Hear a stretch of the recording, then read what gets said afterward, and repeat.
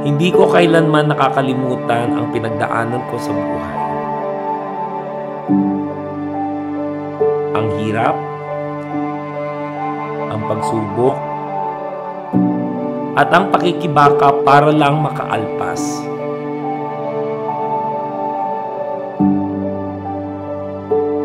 Kaya alam ko kung gaano kahalaga ang pagkakataong umasenso.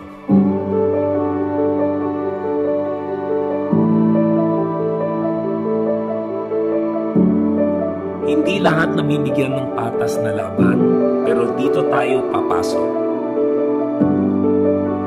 Hindi tayo papayag na manatiling nakatali ang pangarap na mahihirap.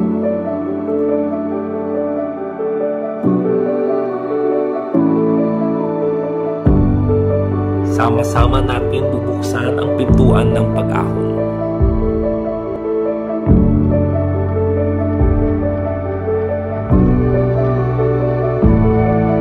Dahil ang pangarap ng mahihirap, laban natin.